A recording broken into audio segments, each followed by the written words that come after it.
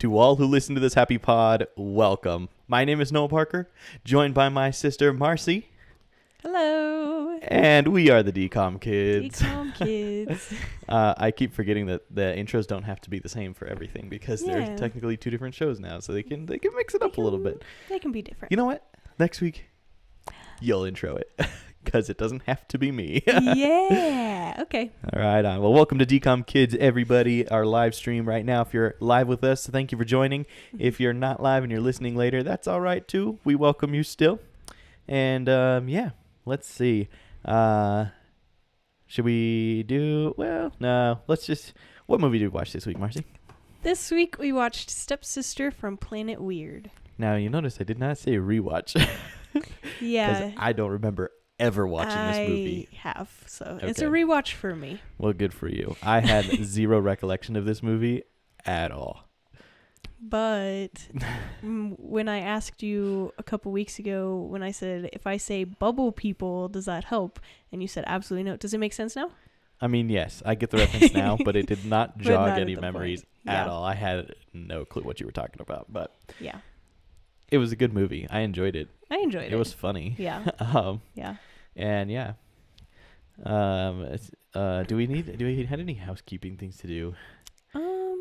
Well, I mean, we could just talk about socials right now, huh? Sure. Why not? Yeah. Right on. Well, you guys can follow us. We would love for you guys to follow us over on our Instagram page or our TikTok page at Noah Parker's World of Wonder.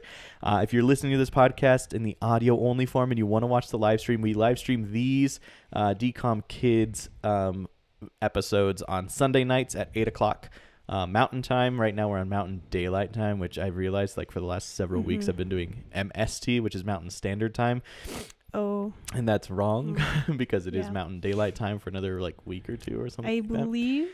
I believe next week is next Sunday. Next Sunday. Okay. Next Sunday is daylight savings. I knew we were getting close. Yes. But anyway, so it is Mountain Daylight Time right now. But in like a week it'll be Mountain Standard. But it's whatever. 8 o'clock Mountain Time. And yeah, if you want to catch us live, you can subscribe to our YouTube channel at Noah Parker _channel. Got it. Nailed it. And if you are joining us live today, but you have to skip out and you want to catch a audio only version on your drive to work tomorrow or whatever it may be, you can find us on most major podcast platforms at Noah Parker's World of Wonder on Spotify, Apple Podcasts, Amazon Podcasts, iHeart Podcasts, and Castbox. There's a lot of almost all of them start with an A. Amazon, Apple. That's it. Then there's Spotify. What was I just thinking? I don't know. Spotify. Spotify starts with an A. Spotify. iHeart. iHeart.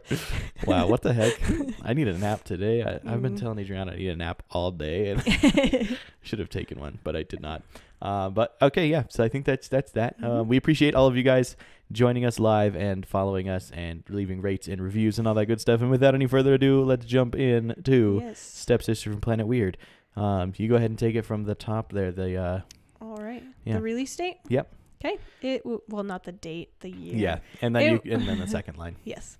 Okay. It was released in 2000, and it was written by Francis Lance and Chris Matheson. Awesome. Yeah, sorry. It was not supposed to be plural there. That was weird that it did that. Yeah. Francis Lance. Francis is Lance. Anyway. Yeah, cool. And then our cast. Again, I failed at reading these beforehand. I've had this for like 3 days. I believe it's Christy. I believe it's Christine. Christine. Oh, there's an N there. You're right. Christine, but it's spelled crazily. Yeah. But Christine Hodge played Kathy Larson. Courtney Draper played Megan Larson. But who else did she play, Marci? What? Not in this movie. We've seen her before. Yeah. We have indeed seen her before. In the 13th year, in fact. Yes. But I can't remember what her character's name was. I can't remember the character's name either. She was the love interest, though. Yes, the love interest. Yes, indeed. Something weird just happened on my side here, but okay. Well, that's much bigger.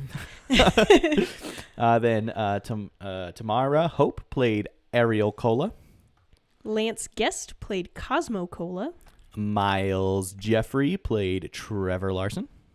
Vanessa Lee Chester played Michelle or Mikey. Ah, yes. And then one of my all-time favorite DCOM stars, Yeah. Lauren Maltby, played Heather something or other. Hartman. Hartman, thank you. Yeah. Cut off the rest of it. Didn't Yeah. get to read it all. You see it later in the notes. It's Yeah, okay, excellent. She is also Oh, yeah, she also plays Margie Margie Hammond in Yes. Xenon, which I'm so excited to get to Xenon, Yeah. the sequel. Yes. We're so close. We're so close. So close. Then we have Brooke Harmon, who played Jill. Tyrell Mora played Savid. Or Savad. Savad. There you Yeah. go. I was like, that didn't sound I was right. like, that didn't sound right. Close in my enough. head. Cecilia Specht played Serena Sue. And Henry Fagans? Yeah. Henry Fagans played Faneuil. And we'll go ahead and just stop there. You don't want the dad. Nah. I really did not feel like he was an important part of the story at all. I mean, Even the backstory, I was like, we didn't even need him. You could have done the Yeah, I backstory guess without that's him. true. He didn't need to be there at all. that's true. But we can talk about that later. He comes up towards the end. It's fine. I mean, sort of. In my notes. Okay, go ahead. Okay, it was directed by Steve Boyum. Music by Phil Marshall. Edited by Alan Cody. And cinematography by David Egby, which sounds familiar. But I did not go through and double check my other notes to see why I recognized that. But he has definitely done something else. Mm-hmm. Yes, his name has popped up in our DCOMs before. Yes, for sure. As a cinematographer, I'm certain of it. Mm-hmm. All right, I'll go ahead and read the DCOM. No, you read the DCOM summary, Yes. or the Disney Plus summary, rather, because I Yeah. begin our scene by scene. Did I have you begin the scene by scene That's last what it time? says. No, I think you did last time. Okay. We've been doing a good job going back and Yeah, forth on that. I've been trying to keep track of Yeah, that. yeah. It'll be easier when we're like going back and forth, taking turns writing them. Yeah. Because like I'll just write mine next week so that you start, Yeah. and then you just always I'll make just me always start. have you start. Yeah, Okay. until we have to double up again, and then it's gonna throw us off. But it's fine. Okay, go ahead. Okay. Disney Plus summary.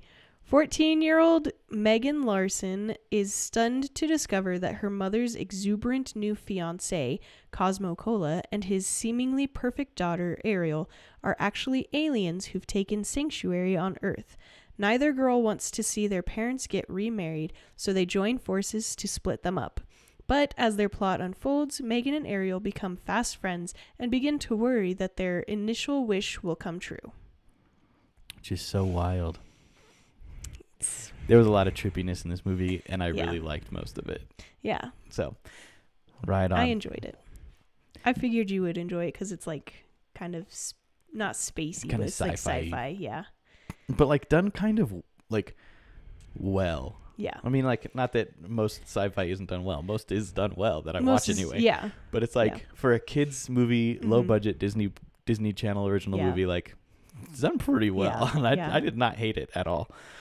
That's But, good to hear. Yeah. Without any further ado, which I've said probably 4 times in this podcast already, let's jump on into our scene by scene. We begin with a high-speed windsurfing scene where we are introduced to Megan Larson, and she has everything. The boy she likes asks her to be his girlfriend, the popular girl likes her, and her family is together and happy. We quickly learn that it was just a dream when her little brother Trevor wakes her up with a toy ray gun. After learning that her parents have split up and that they don't see their dad very often, we're taken to a flashback of one of the last times the family was together at the beach, but their dad was on a business call the whole time. Now their mom is acting strange, giving them soup and crackers for breakfast instead of something normal. At school, we learn that Megan isn't part of the popular group, although she was popular once when they thought she was cousins with Jewel, which they didn't have her explained. Was that someone famous, like, actually in the day? Yes. Like a real-life celebrity Yes. named Jewel? Yes. That's I wild. believe it was a pop star. That's crazy. Yes. Anyway. But that was short-lived when Heather Hartman, the queen bee, learned that she was lying. The real reason Megan wants to be a part of the cool crew, LOL, is that because of the alliteration? Yeah. Is to attract the attention of Coburn. Mhm. What a name. And more alliteration. Back to I love that. Yeah. The most extreme kid in school. Working in her mom's surf shop, she gets to see and talk to Cutter almost every day since he started windsurfing, one of Megan's favorite hobbies. As the family is at the mall, Kathy tells the kids of a new guy she met, Cosmo Cola, who went to rescue her from the wind while she was windsurfing. Trevor comments on how he sounds like an alien from another planet. Q. I couldn't read. There's a red line under it. I could not read what it said.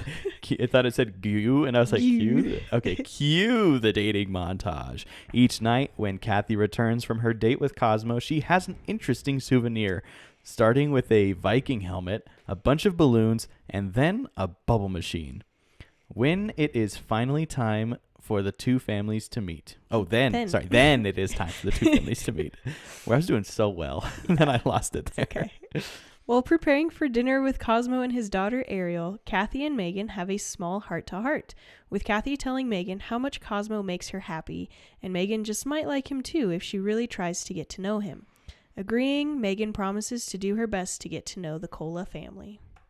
When Megan answers the door, she's greeted by Cosmo, an unexpectedly eccentric man who's so excited to meet them. Trevor pauses him with his toy ray gun for a moment with the question, are you a good alien or a bad alien? Not worrying about being caught, Cosmo responds, good mostly, but sometimes bad. Then is quickly greeted by the family dog. It's all good. With Ariel waiting outside due to her fear of the wind, Megan goes out to help her inside, only to find her hiding under the car.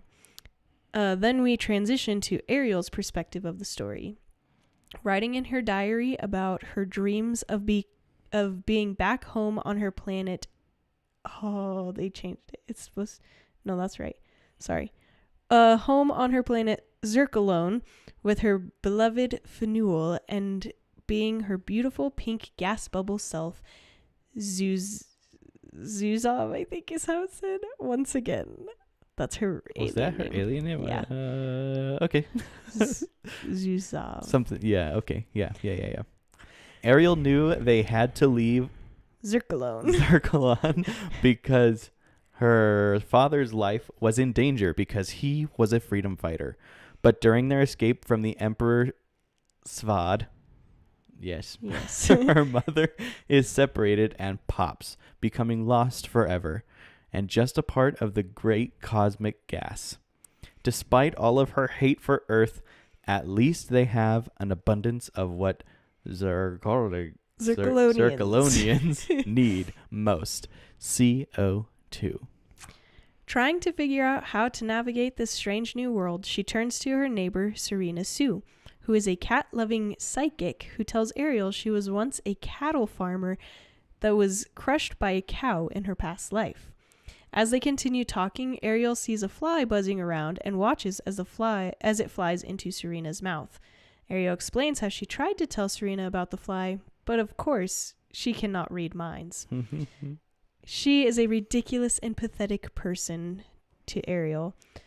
When Ariel asks to communicate with Faneuil, we learn that her beloved is the son of the Emperor Savad, and they can't risk them talking. Being solid is invigorating until the wind starts. Ariel is next seen in the sink as a bubble, hoping to stay close to Zircalon heritage. Then Ariel learns about Cosmo and Kathy dating. She's upset about her father moving on from her mother.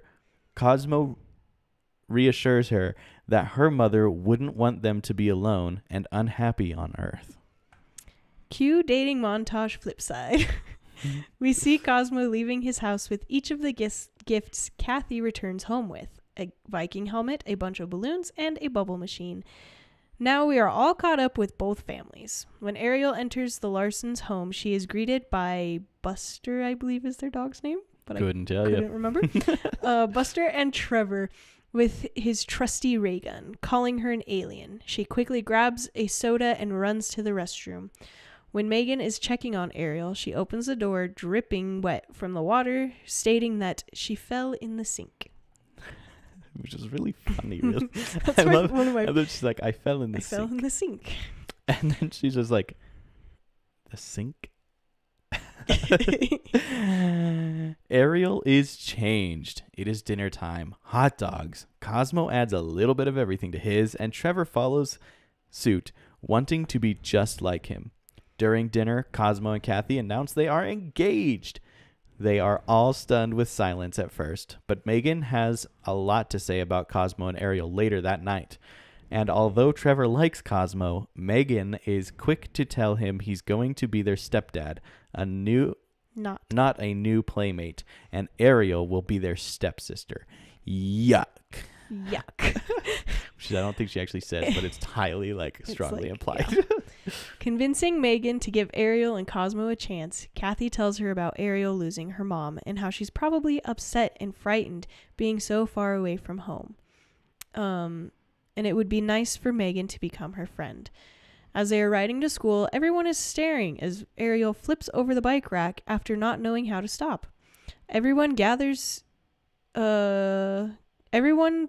simply enamored with her beauty. Even Megan's best friend, Mikey, thinks she's perfect, saying how she would hate to have Ariel as a stepsister. Megan is floored with the new popularity with how popular I tried to just rewrite it myself right there. My bad. I should have just read what you wrote. Megan is floored with how popular Ariel already is, and now in class she is the smartest student. When she answers a difficult science question that Megan didn't know, rumors start to spread about the smart new girl, IQ of 300. She dated Prince William, tutored Bill Gates. Megan confiding in Mikey. Sorry, I clicked something. Mikey confiding in Mikey. She tells her that Ariel is like an alien from another planet, like Planet Weird, and now she's at the popular table. But Megan is too. Next thing Megan knows, the whole school is dressing and acting just like Ariel, layered up to protect their essence. Then Kathy convinces Megan to teach Ariel how to windsurf. When on the water, she sees none other than Cutter Coburn talking to Ariel. Now the war is about to begin. Now we flip to Ariel's side. She's now learning how to navigate high school, all of her classes, and being with the popular kids. At the lake, she believes Megan is in trouble with the wind as she is in the water about to save Megan, sorry. Okay. Cutter approaches her and asks her to be his girlfriend, to which she turns him down, saying she finds him vapid and shallow. Megan returns to shore, and her and Ariel leave. Megan finally loses it, claiming that Ariel is taking everything she has ever wanted, but she wants her to leave Cutter alone. Ariel expresses that she just wants to go home, and they agree to watch Trevor while their parents go out, and they begin their plans to break up their parents. Starting with pretending to be friends, taking pictures together, and writing a song. The scheme continues when Megan tells Kathy that Cosmo thinks she's an airhead, so trying to impress him, she cooks a fancy dinner and reads him poetry, causing them to fight. Then Cosmo is told Kathy wants him to be a real man, so he tries his alien best to be strong and dependable and ends up causing a scene in the pizza parlor. Mission accomplished, they think their parents are breaking up. But now the two girls are really becoming friends, and soon enough, Cosmo and Kathy find out the truth. Being discouraged and ashamed, Ariel sends a message to Faneuil, even though it may cause trouble for her father. Selfish little brat.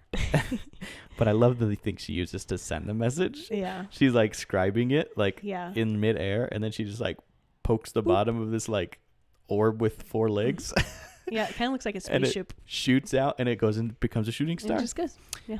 I was sorry.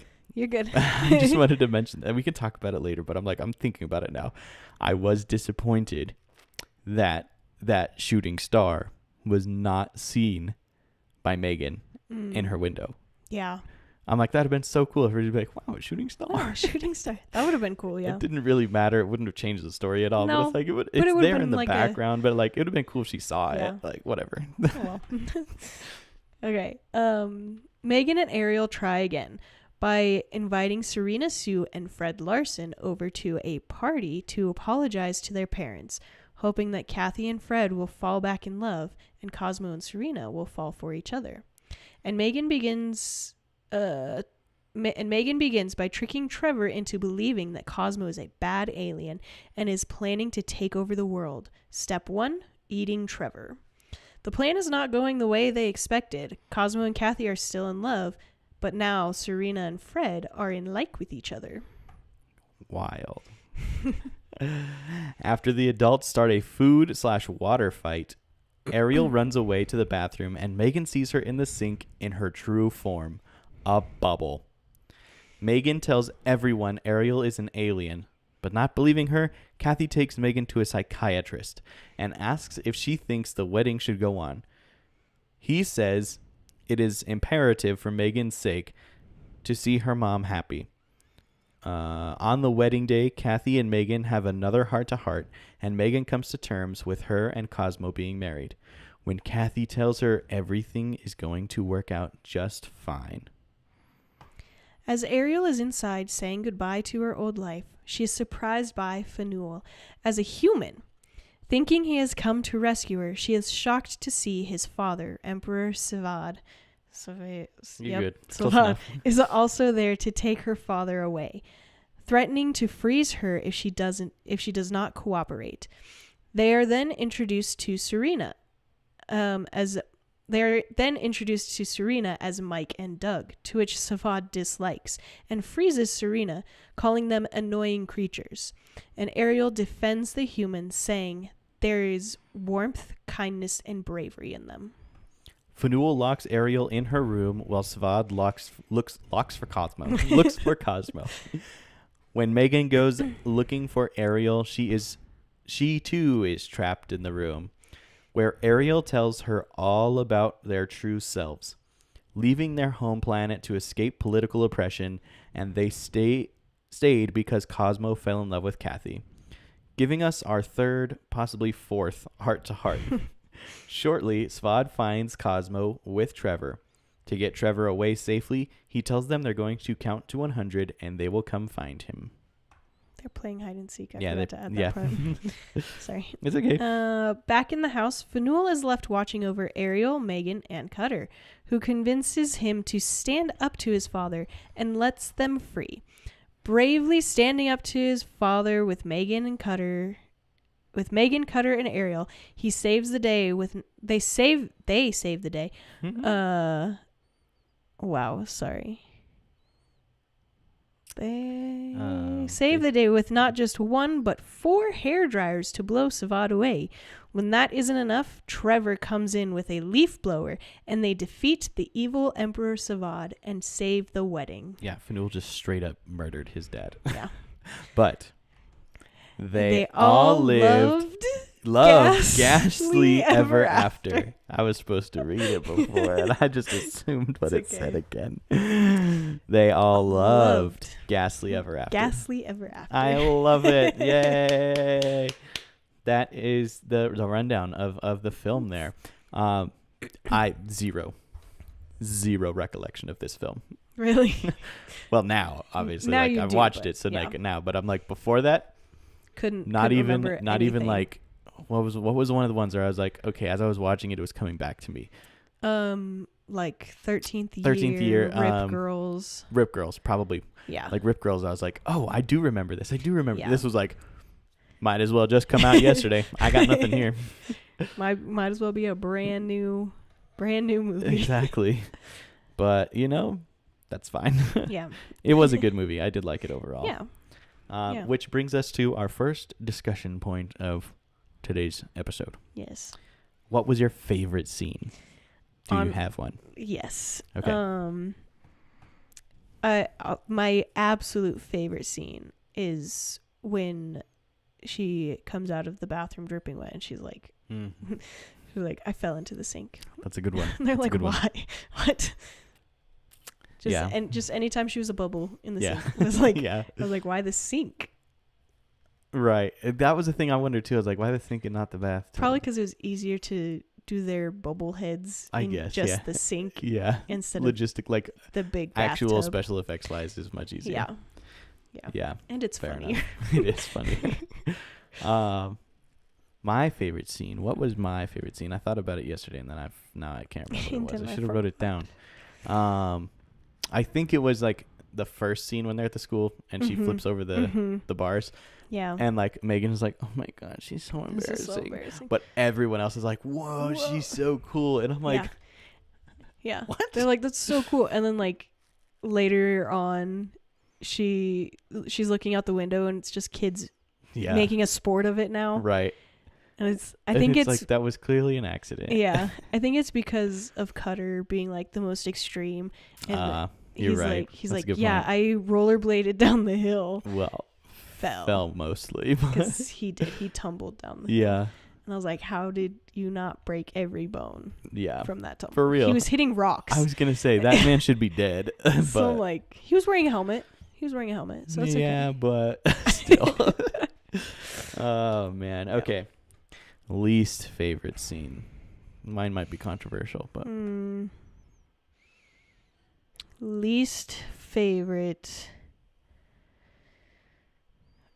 Maybe when they're setting up the party and she's like Megan works so hard to put all the food out and then and then she's just blending it all together and then they just like pour it. It comes out and it's like literally like it looks like baby food. Yeah, it looked to me like green jello or not jello pudding. Green pudding, like pistachio pudding. Like pistachio pudding, because it had like a gelatinous. I guess, but it was a seamless. I just want to know where the like green chunks, came from, especially that much of it.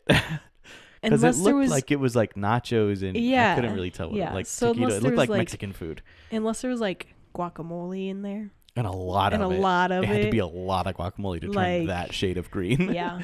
Yeah. I want to know where the color came from. Yeah, same. Honestly, my least favorite scene was the whole flashback of their time at the beach with their dad when everything went wrong.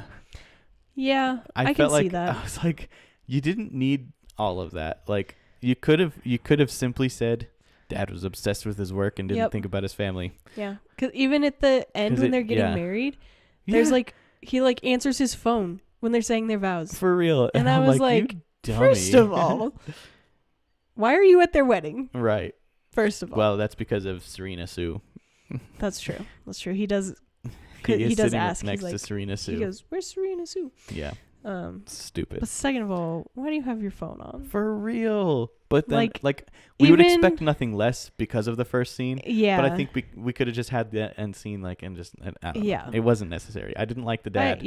I didn't like him being in it at all. When have we ever, like, most Disney movies, maybe not most, but a good number of Disney movies or Disney shows, maybe not so much anymore. I don't know, whatever. Yes. One of the parents is gone. Yes, for the most part. This is the only time we've ever been explained why one of the parents is gone. Right. And I'm like, we didn't need it. We haven't needed it. We never needed it. Yep. Just tell us he's a deadbeat and he would rather work than spend time with his family, and I'm happy. Yeah. That's all because then I can hate him. Yeah. I mean, I hated him anyway, but they humanized him because they put him in there. And you're like, well, he's just trying to work hard. Right. And Wrong, that's what Serena Sue says. She's like, you're a hardworking man. You just need a break, don't you? And he's like, I do need a break. And he won't take one. And then Kathy's just like, dude. For real. That's literally what I've been saying this whole time. From? Yeah. Like, for real. She's like, remember when I took you to the beach? That was to take a break. Yeah. Yeah. For real. Cool. Okay. Second and final question. Yes. Second and final question. How did it hold up? Honestly, I think it held up pretty well. I think it held up pretty good because I mean, I watched it for the first time and I've been like, if this came out on Disney today, I would be okay with it. And except for the opening sequence, music is very 2000s. Very 2000s. And it sounded like the same opening music as we've heard in like 4 other DCOMs. So, especially Rip Curls. Anytime they're surfing, I swear it's the exact same soundtrack. But I mean, probably. Yeah. Yeah. So it held up okay. I will say, this might go back to like the least favorite. Hey, It's that's not okay. really the scene, but I didn't like how it was like she was writing in her diary. That was a point that I forgot I was going to bring up here. Okay. Because this is like, including Halloween Town even, Yeah. this is like the 5th or 6th DCOM in a row where it's like mostly narrated by the main character or characters in this case. Like, but like, why is there so much narration going on? That's why, cause she like, I guess that's why my parents split up diary and like even Ariel's like writing in her diary. She's like doing that scribing thing in the sky, which I think is cool. I think that's cool. It was still like this. I don't know. I think with like at least in Miracle in Lane 2, like it wasn't like the whole movie was being narrated, but this one, oh, that's you. this time the whole movie was being narrated by the two main characters writing in their diary. And I'm like, I understand that like we're bouncing back and forth between the two perspectives, and having that narration keeps you from being confused as to whose diary we're in and so whose point of view we're getting. But I'm just saying, my man David Egby on cinematography did a great job of showing us whose point of view we were from without the narration. The narration. Yeah. I rest my case. Something was ringing when you did that. There's probably actually the mic stands. Oh, that makes sense. Yeah. Sorry about that. Yeah. But anyway. I don't know. Cool. It did hold up pretty okay. Pretty well. I would think so. Yeah. I don't know. I think because it had that sci-fi vibe to it. Out of date when I watched it. So that makes me feel like it stood up pretty good. I feel like anything, for the most part, not anything, but most sci-fi like movies will hold up pretty well because it's supposed to be awkward and futuristic and like that's a valid point. Not real. That's a valid point. I'm with you on that. Not taken seriously. Yeah. Yeah. CGI much better than Halloween Town here. Yeah. Cool. Okay, final question. Yes. Rating out of 5 stars. I'm gonna give this one 3.5. All right. I'll agree with you. Yeah. It wasn't amazing. Right. But it wasn't the worst movie we've ever seen. It wasn't the worst. Have we gotten anything below 3 yet? I think 3 is the absolute lowest we've ever gone. I feel like we did a 2.5 at some Did we? point. I think we did too, actually. But I can't remember which one it was. But I can't remember which one. But I was like, will not be watching this again. Yeah. And low-key, not going to lie, I feel like we're about to hit that with the next one, but we'll see.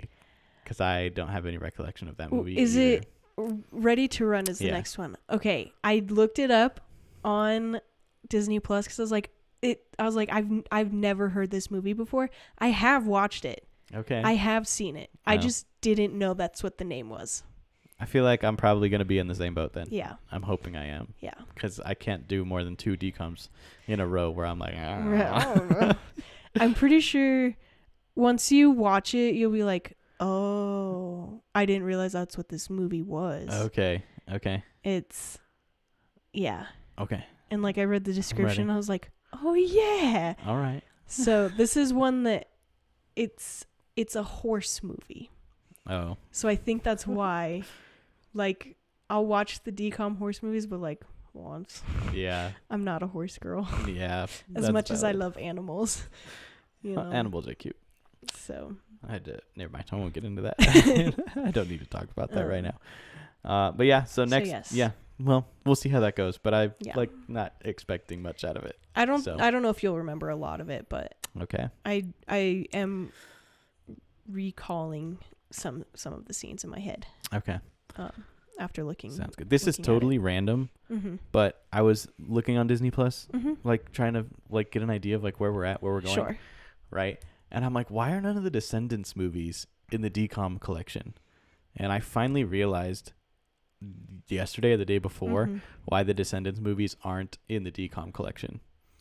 Because they aren't technically They're not DCOMs, technically DCOMs. Yeah. Because they are based on books. Yes. So they're not original. Yeah. Correct. They are technically, but not. Yes. They're original movies, yes. But they are based on the books. Of the Descendants books. Yeah. Yes. Which were commissioned by Disney. Yes. But it's such a confusing mess, but So those won't show up here, which is Yeah. wild. But It was wild. I'm excited for like 7-8 months from now when we finally get to like High School Musical and Yes. more modern stuff. I'm so excited. But I'm so right excited. on. Well, I think that about sorts us out. Do you have anything you'd like to say? Any closing remarks? No. Okay, that's fine. I was Wanna gonna make sure something up before but- I go to camera one and leave it there. So, right on. So, like I said, guys, next week Marci and I over the next week, Marci and I will be rewatching Ready to Run. So you guys can join us in doing that. So you can hopefully join us for the discussion in the live comments on YouTube whilst we are not rewatching it because we will have already rewatched it. We're not allowed to like watch it on the stream Well, because we of are like discussing Disney. it. Disney. Disney. But yes, Ready to Run, and that will be at 8 p.m. Mountain Time. I don't know if it's standard yet at that point or not. It should be actually. Next week it will be, yeah. Yeah, so whatever. Mountain Time, regardless. And oh yeah, and then you can join Adriana and I on Wednesday at 8 p.m. for live trivia. Yes. I believe this week we're going to be doing the trivia game again Okay. because it went pretty well, and I just feel like Yeah. there's a larger pool of questions in there than we were getting out of the app, which the app is fun, and we'll probably Right. do the app like once a month Yeah. or maybe twice a month. We might like start alternating. I don't know. We'll figure Sure. it out. But I'm having fun doing trivia. Adriana's Yeah. having fun doing it with me. Yeah. And it was actually really fun this week because Marci Yeah. joined us in the on comments the live stream from with them. home. I was like, I want to play with you guys. Yeah. And he's like, anytime. So I just started playing with Heck him. yeah. It was a So- lot of fun. I assigned Marci to Adriana's team. So while we were asking questions, if Adriana didn't know, she could get Marci to help her out with the answer. Yes. Now, Marci was the only one participating, so Noah didn't have any teammates. So please, guys, join Please us on a join. Wednesday night. It'll be fun to 8 compete. p.m. Yeah, it'll be a lot of fun. And then I have a lot of Disney knowledge, but like I get Yeah. stumped sometimes. Yeah, And it there would were be some awesome tricky to have ones in some there, teammates too. that I can be like, guys, Yeah. what do you think? Right? So hopefully Yeah. you guys join us for that. And then Yeah. follow, subscribe, leave a review wherever you're watching. And we hope you guys enjoyed this episode of DCOM Kids, and we hope you'll join us again next time. Because until I don't know. Because Throwing words out over here. I don't even know what I'm talking about. But anyway, we hope to see you guys next time. But until then, let the wonder take hold.